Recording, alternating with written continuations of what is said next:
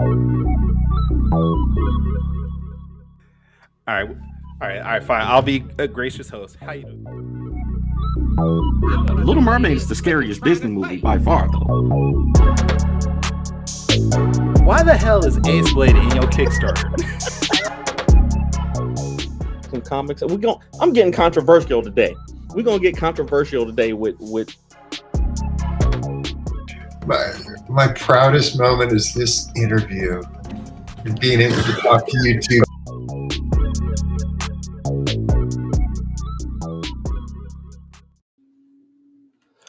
Oh, ladies and gentlemen, boys and girls, children of all ages, Taurus Comics, in collaboration with Fourth Wall Productions, respectfully brings to you the 93rd episode of the Four Tales podcast. I am your host, Kyron Danny from Taurus Comics. Across the way is a heliotrope essayist of Ace Blade, Danny Kyron, and together we're your two award-winning blurred comic creators here to help you find your next favorite comic.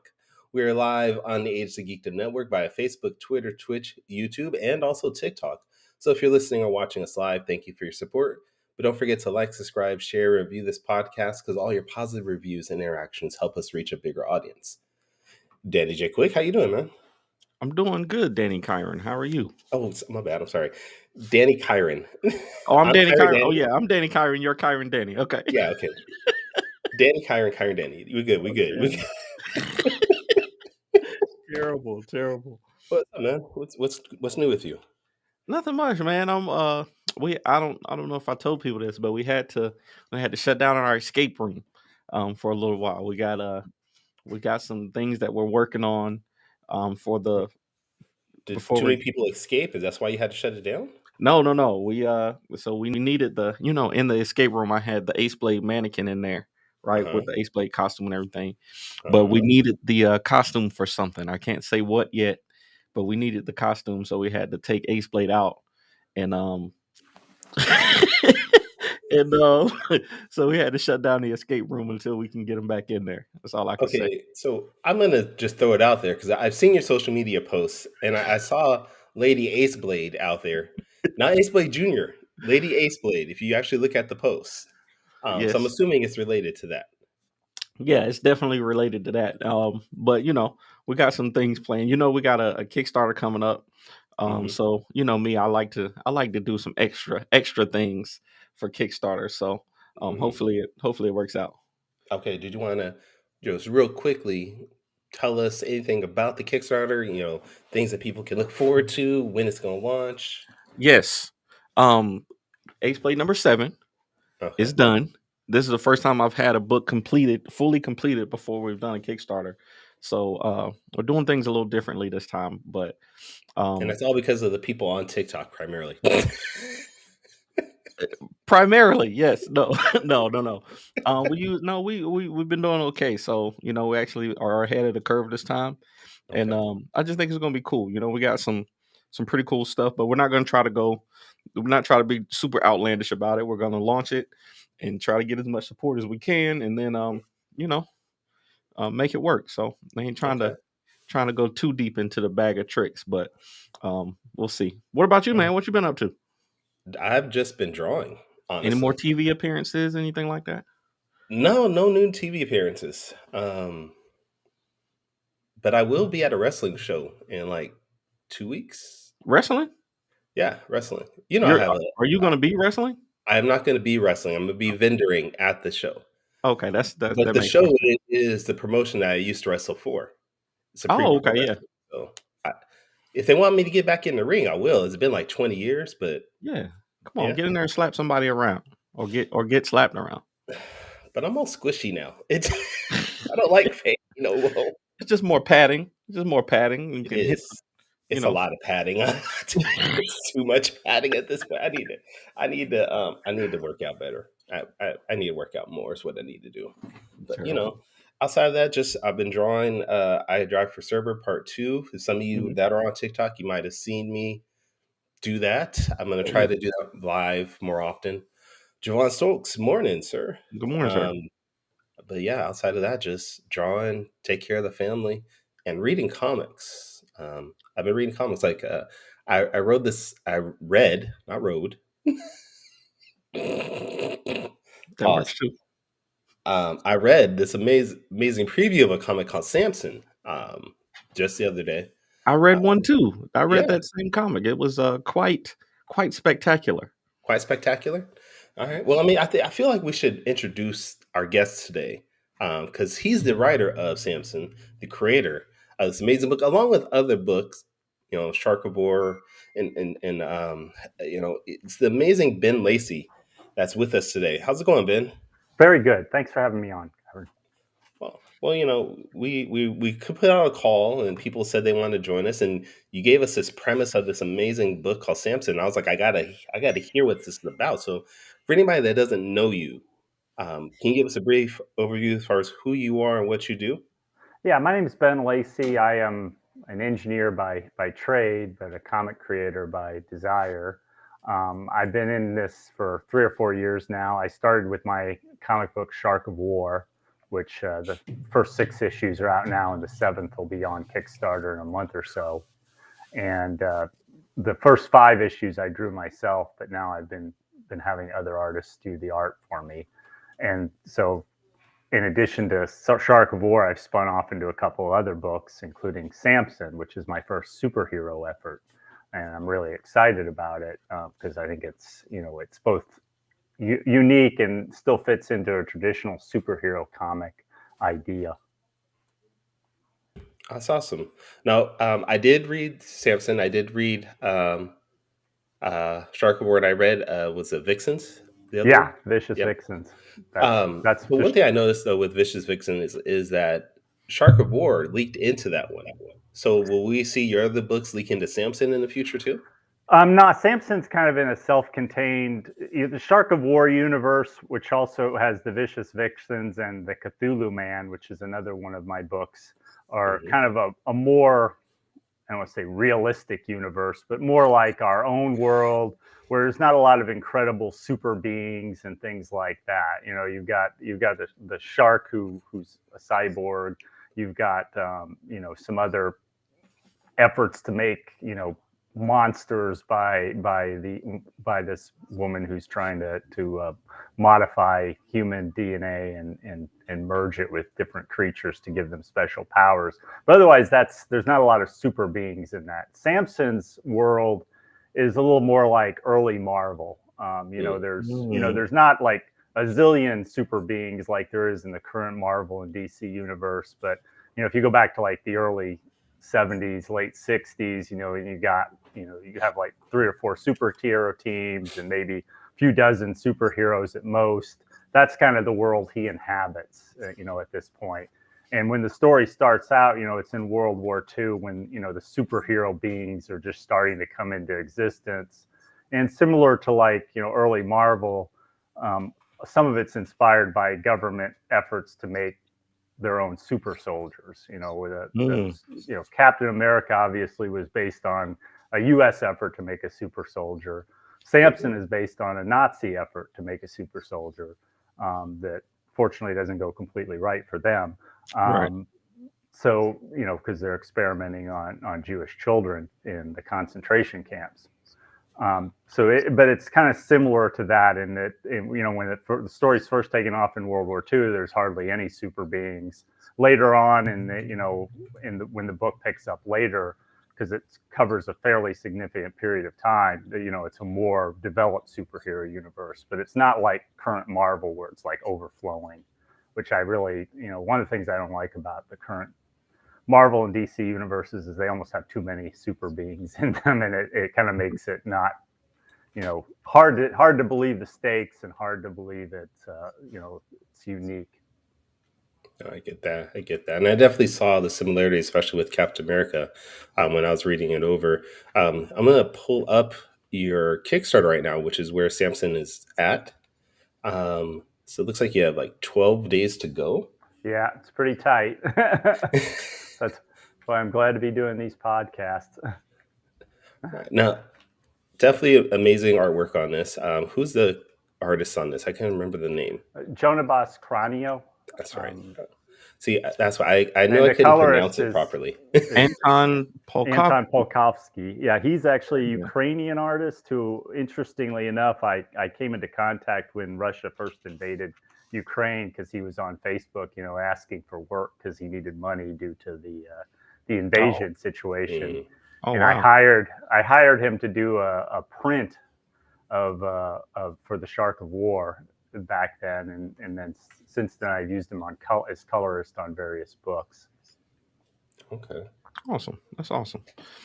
So what I want to know. So I've seen your other books, the Shark of War book, right? I think you got 6 issues of the Shark of War. Is Yep, that and right? seventh's coming out soon.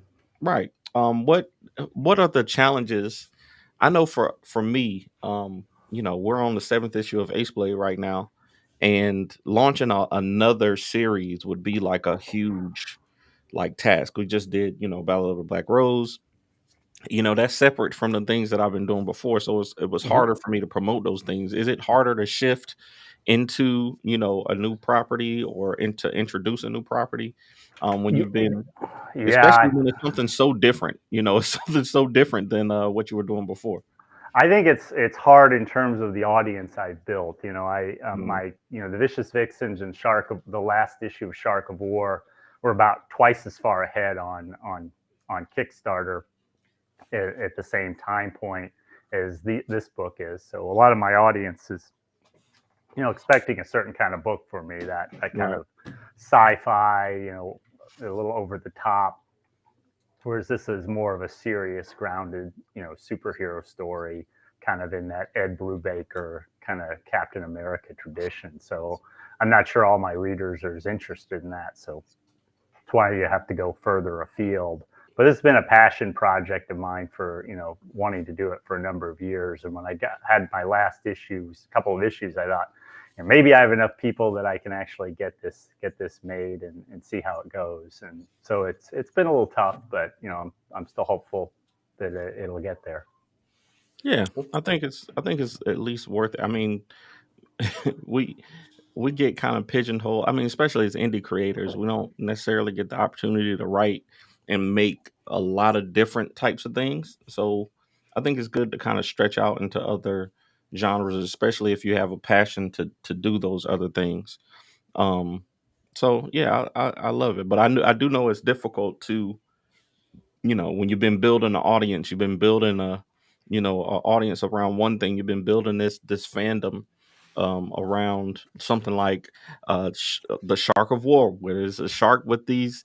I like the way you described it, RoboCop, but if RoboCop was a shark. Uh, and then going to something, kind of, different from that. There's a whole different audience for it. And Mm-hmm. some of the people you would expect the people that like your one thing to check out your other thing, but it doesn't always happen like that. Um, so That's yeah. why I've got that free. You can read the first 8 pages of the book and a bunch of the other art for free. There's not Mhm, even a sign up. You just click on that, and it should open up the window with the comic book. So I'm hoping mhm. that that people look at that and like it and enjoy that. Oh yeah. Now, one thing that I've noticed, I'm pretty sure anybody that's watching notices that there are the character is heavily influenced by your Jewish traditions or by Jewish Mm-hmm. traditions. And I've noticed that there's a couple other creators out there now. Daniel Kaplan is a Yeah, person yeah. I could think I'm of. I'm in the same group with him on a Facebook group. Yeah, I noticed that, and I love this that there are other Jewish creators out there now creating characters around your guys' culture. And I know a lot of times when people say representation matters, people just think of things like people of color, Right. um, LGBTQ, things like that. But I actually found it really cool that there's other representation like religious representation. Is that one of the reasons why you wanted your character to be of Jewish descent, to have that out there? Well, it's I'm Jewish, so that when I thought of was thinking of a superhero, this just kind of seemed like a logical thing. If we lived in a superhero universe, of course the Nazis would try to make their own super beings, and of course who would they experiment on first? It comes fairly, it starts to fill in the blanks at that point. So I thought it was a logical thing. I wasn't really going, because I wanted to have more representation, though that's nice. I just thought it was a really good idea, and it did reflect my own background. It's kind of it. Most of the greatest comic creators are, who did the classic characters were all Jewish, but none of their characters were Jewish, and unless you kind of like read between the lines, maybe. But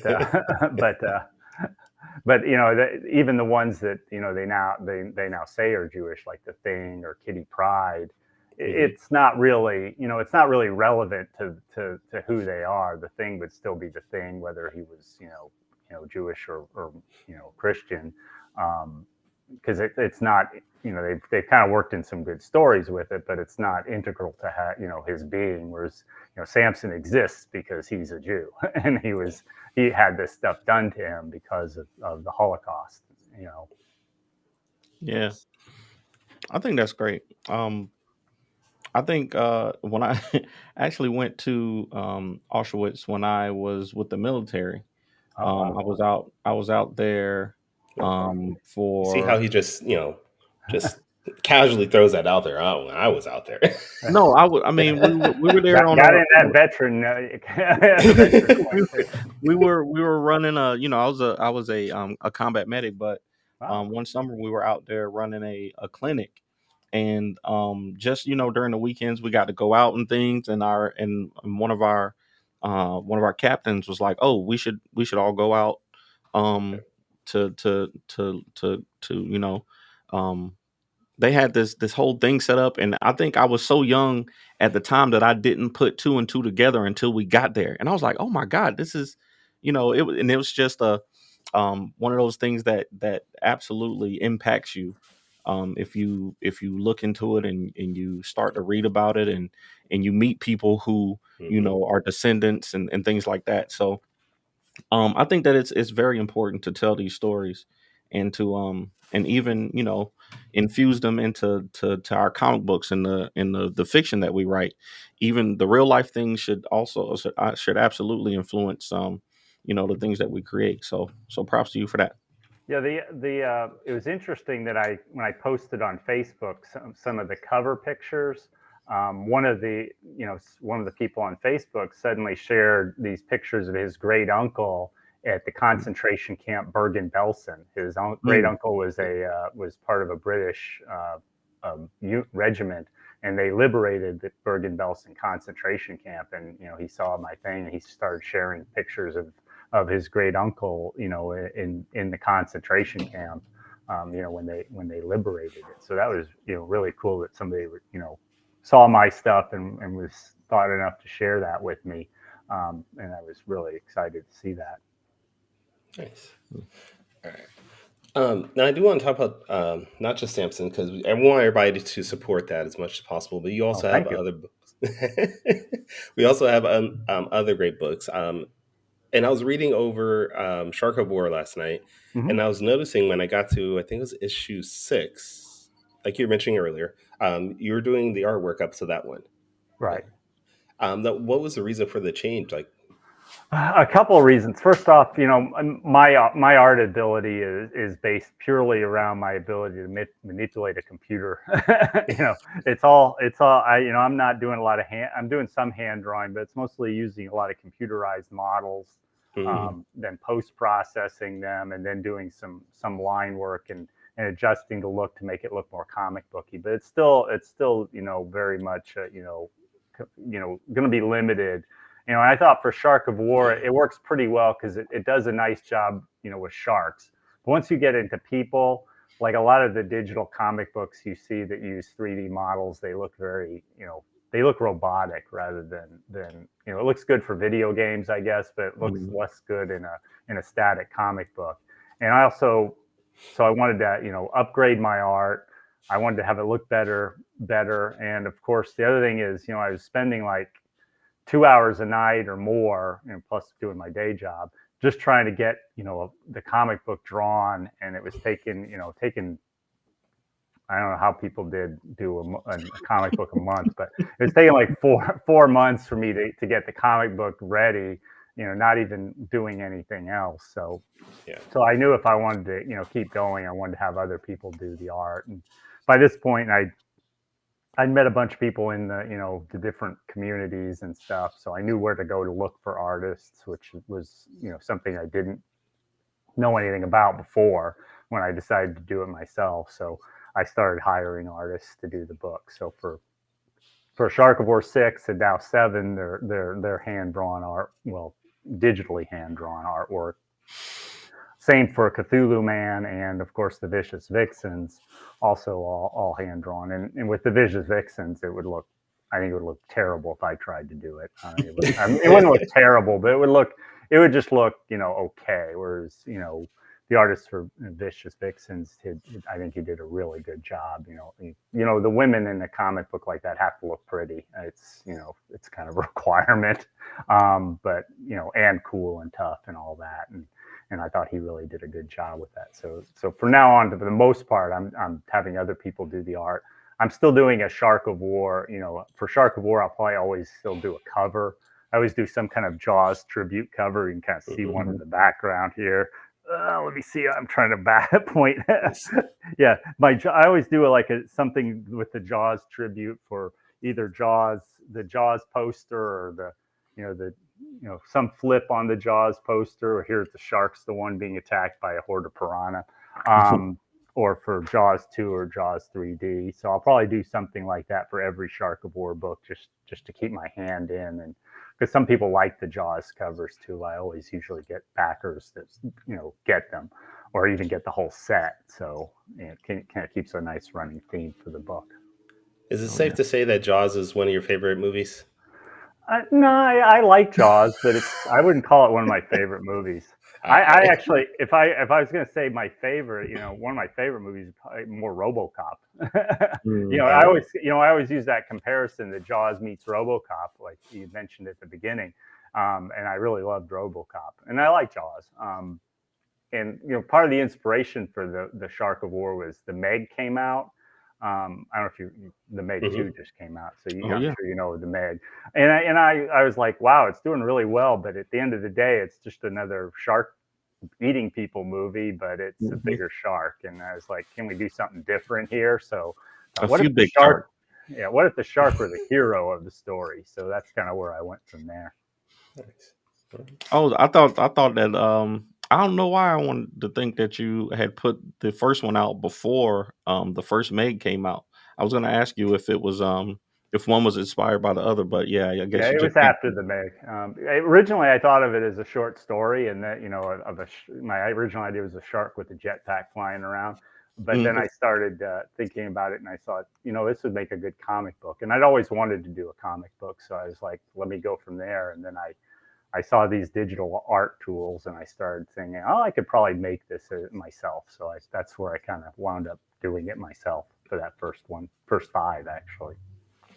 Well, I mean, even still, to do 5 issues of artwork, and your books weren't that small of books. They were like 36, 40 pages sometimes.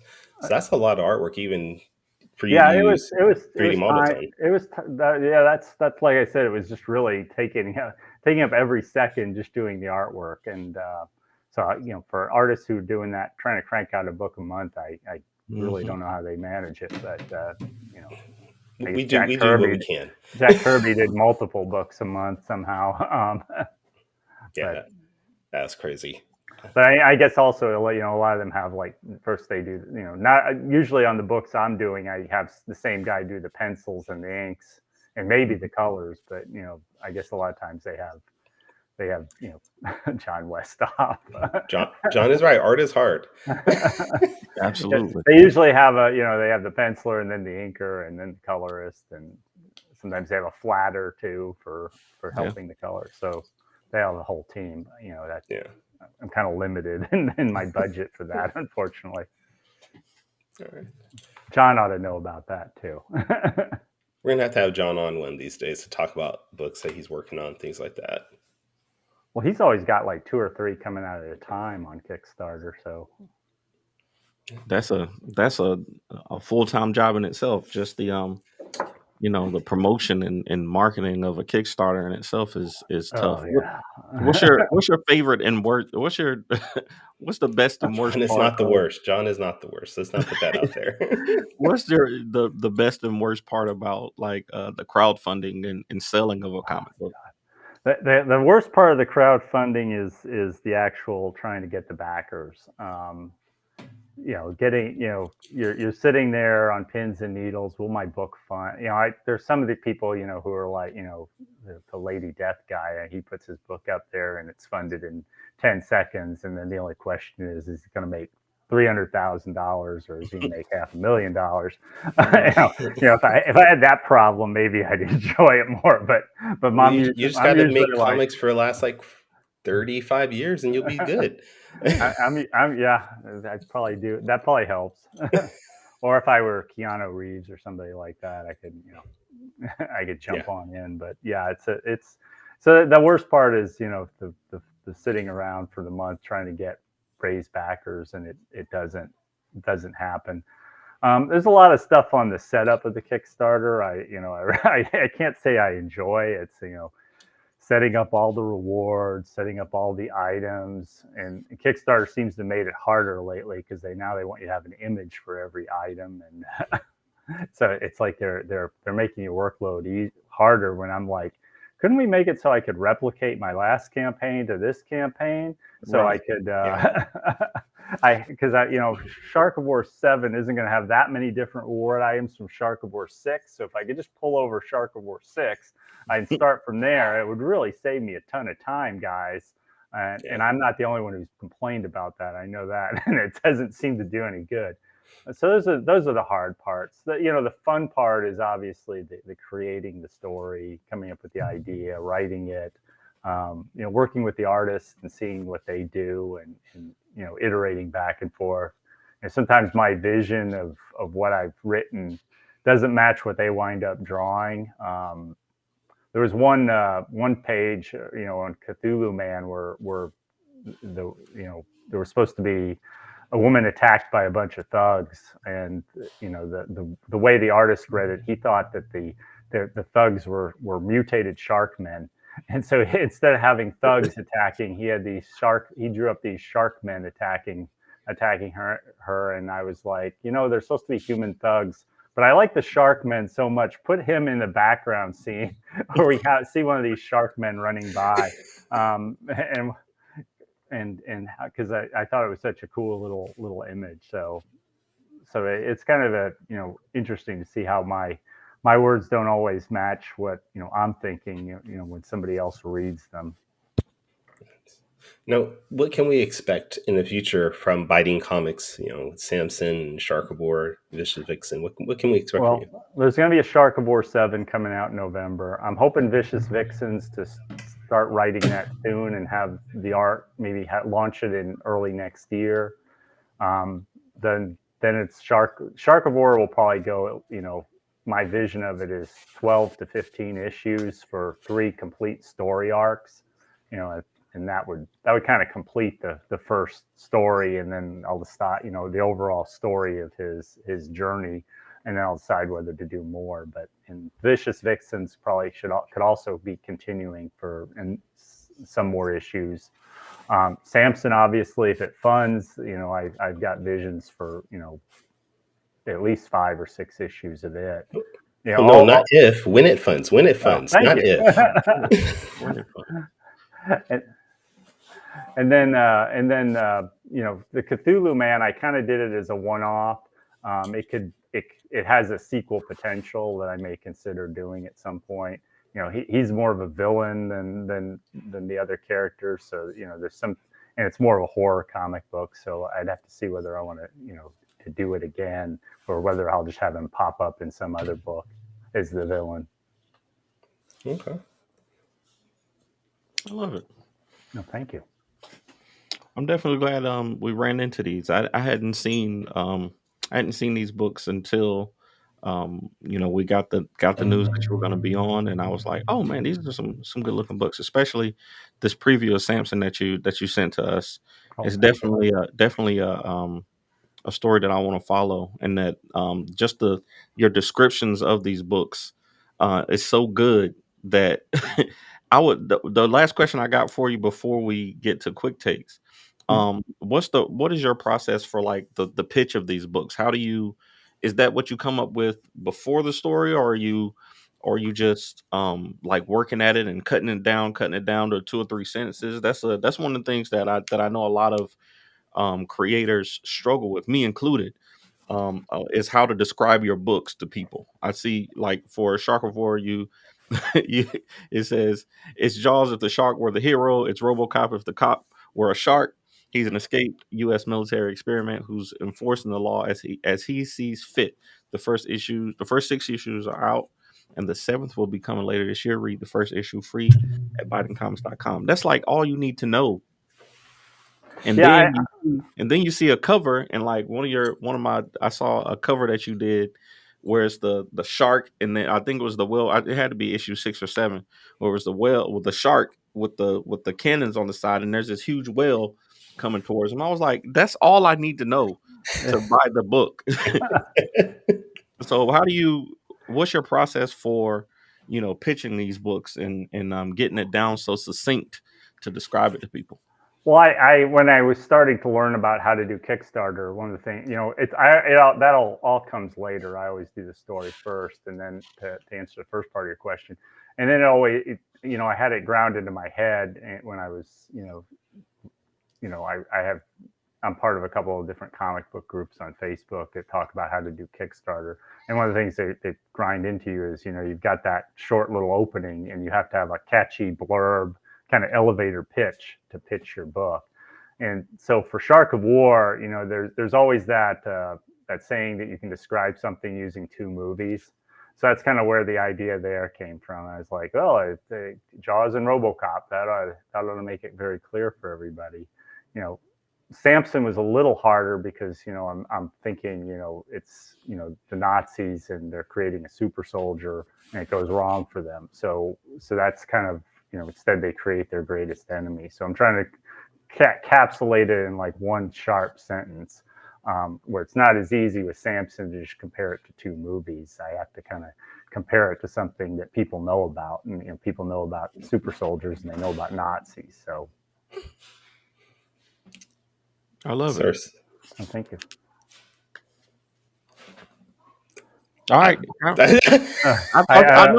thought Kyron was about to say something, but no. I'm ready for quick takes if you are. Let's get it going. All right.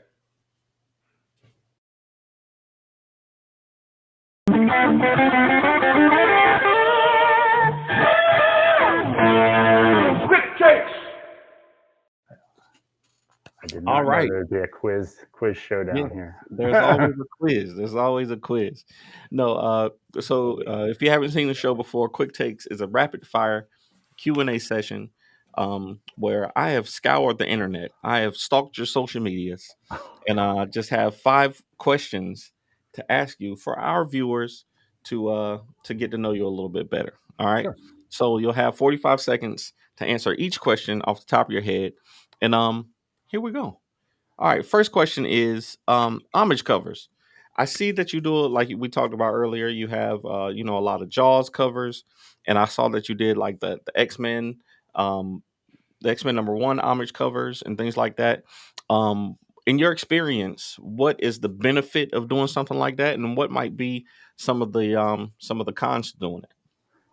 The benefit is that I think a lot of people will see it and recognize that you're trying to draw in comic book fans, larger audience of comic book fans, into your book, and then you're trying to get them to back. So that's a big advantage. The second advantage, of course, with variant covers is people expect to pay a little higher price.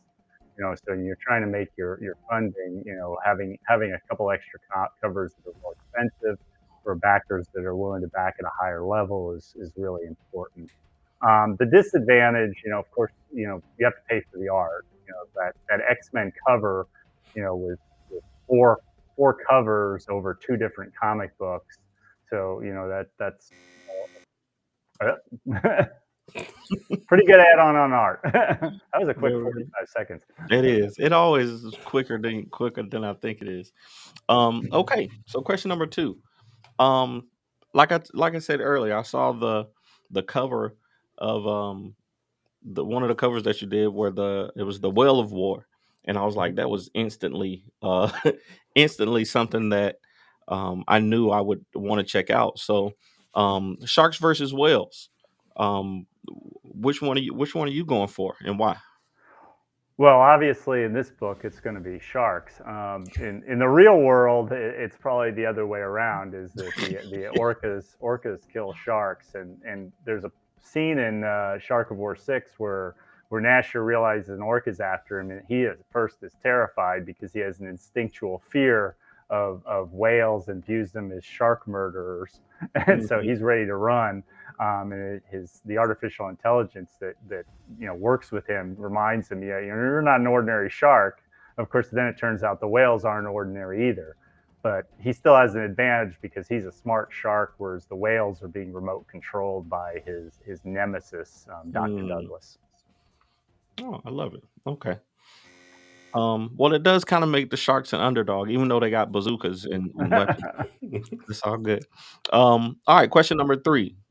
We talked a little bit about your religion and how you kind of infuse that in the comics.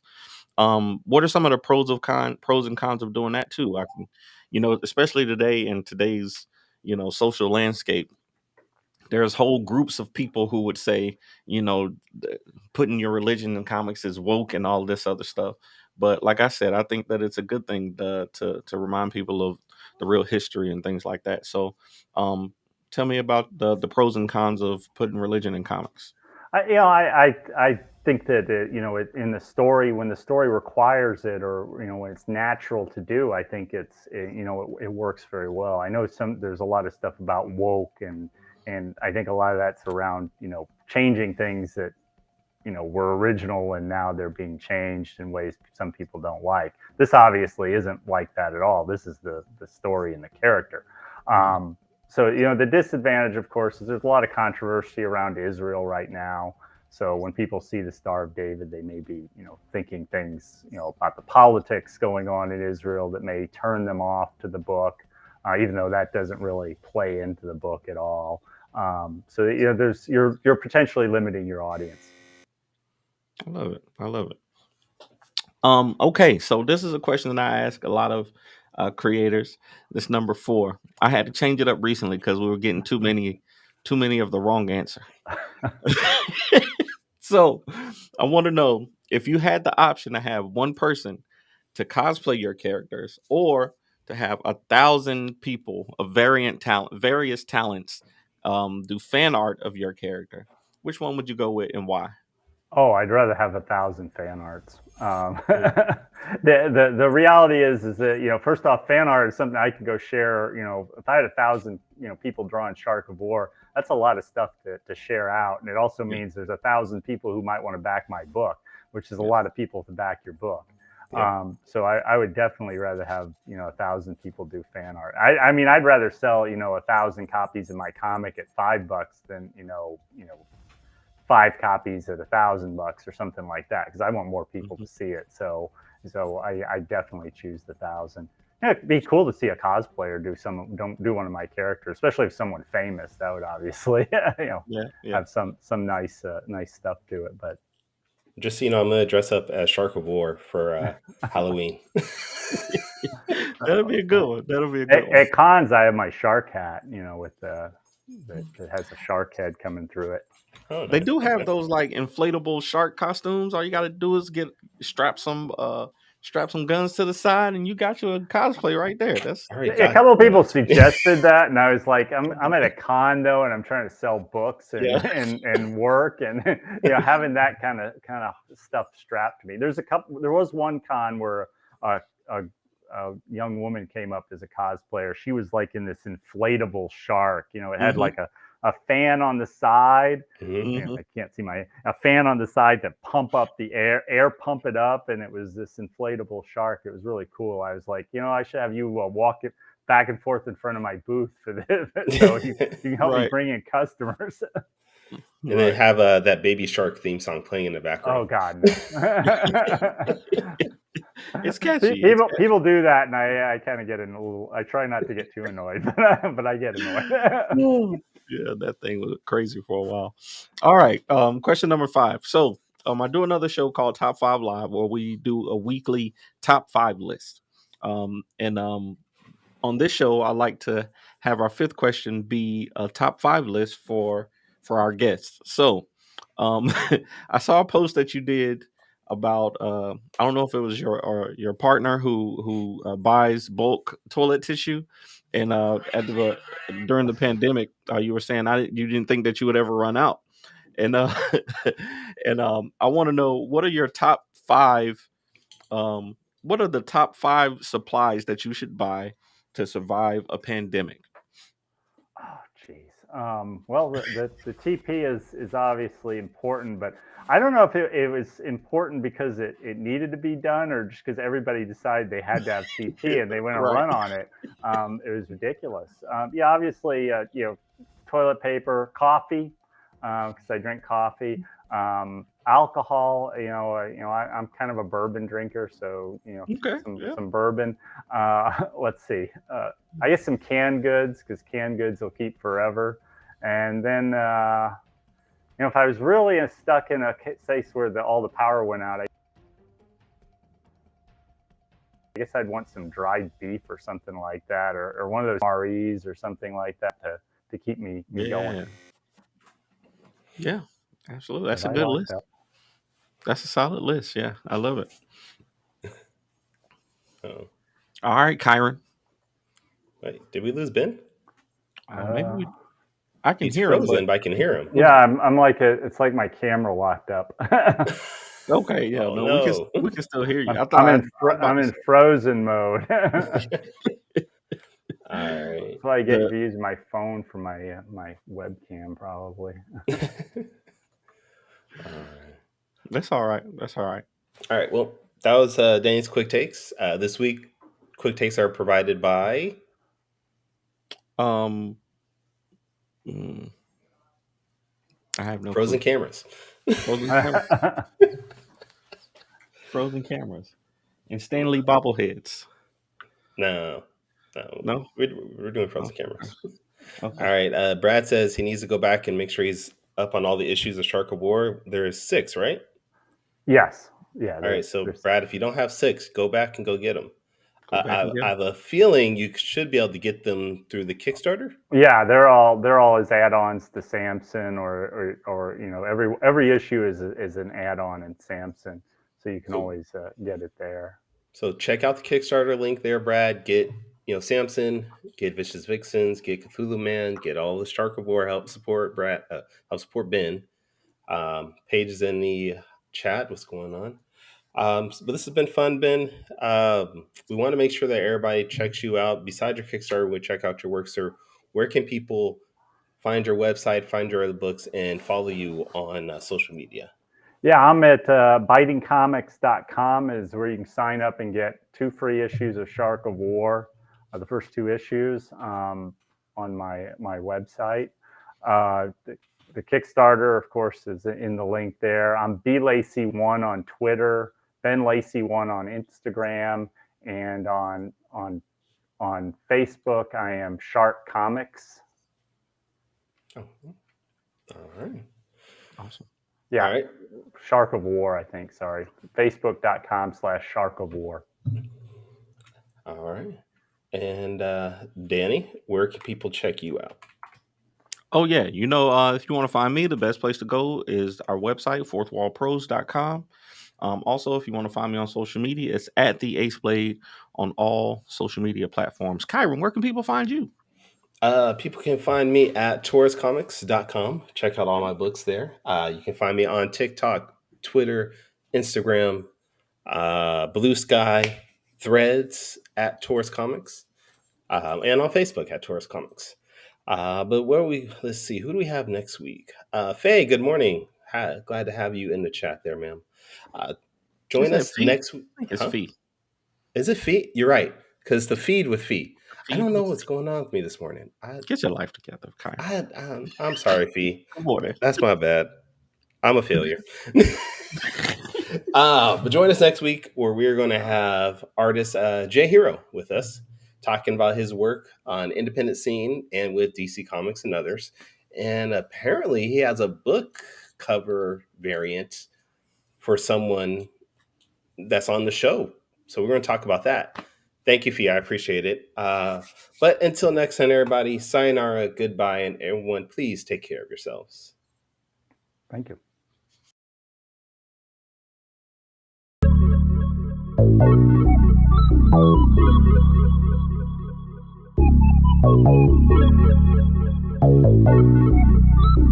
I want to know what it is Quick is trying to say.